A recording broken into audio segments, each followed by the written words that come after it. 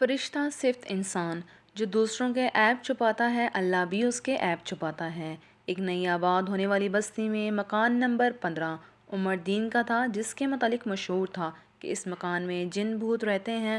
اس محلے میں 30 مکانات تھے۔ عمر دین نے مکان پر رنگ روغن کروا لیا تھا۔ اتوار کے دن ایک ٹرک میں سامان آیا۔ نئے آنے والے کرایہ دار کا نام ملک ہدایت اللہ تھا۔ ملک صاحب نے دوسرے دن ایک گائے ذبح کر کے تمام گوشت پورے محلے میں تقسیم کر دیا۔ ملک صاحب بہت سخی انسان تھے۔ غریبوں کو کھانا کھلانا، مصیبت میں ہر ایک کی مدد کرنا، ہر نیک کام میں بڑھ چڑھ کر حصہ لینا ملک صاحب کی خوبی تھی۔ ملک صاحب دولت مند آدمی تھے۔ وہ اس غریب محلے میں صرف اس لیے کرائے پر آئے تھے کہ وہ غریبوں کے کام آ سکیں۔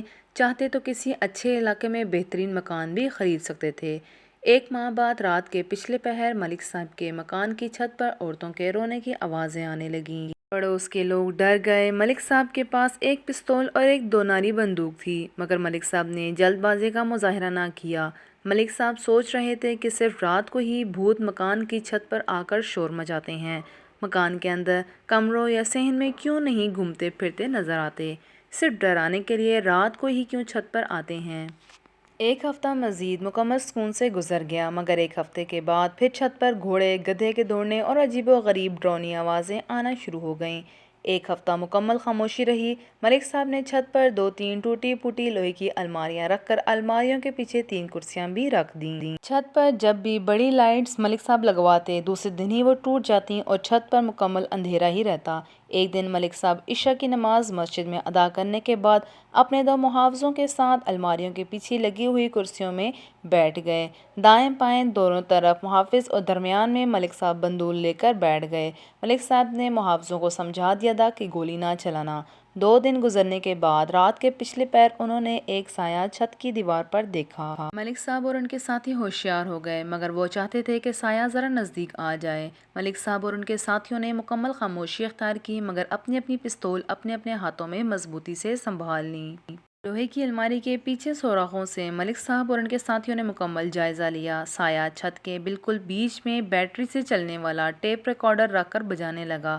پہلے آواز کم، پھر آہستہ آہستہ بلند کرتا گیا۔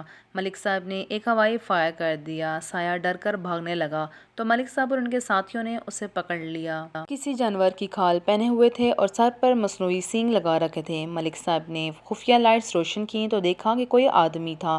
ملک صاحب نے اسے پکڑا اور نیچے کمرے میں لے آئے۔ وہ آدمی تھر تھر کانپ رہا تھا۔ ملک صاحب نے کہا، میں تم کو جان سے مار دوں گا، مجھے اصل بات بتاؤ، تم کون ہو اور تم کیا چاہتے ہو؟ اس نے ہاتھ جوڑ لیے اور بولا، میں آئندہ ایسا نہیں کروں گا، مجھے معاف کر دیں۔ اس نے مزید کہا، وہ عمر دین کا رشتہ دار ہے اور کسی بات پر ان سے لڑائی چل رہی ہے۔ ہم یہ مکان کرائے سے لینا چاہتے تھے، لیکن عمر دین کی ضد ہے کہ وہ ہمیں نہیں دیں گے، لہٰذا ہم نے ان کے کرایہ دار بھگانے کا یہ طریقہ اختیار کیا ہوا ہے۔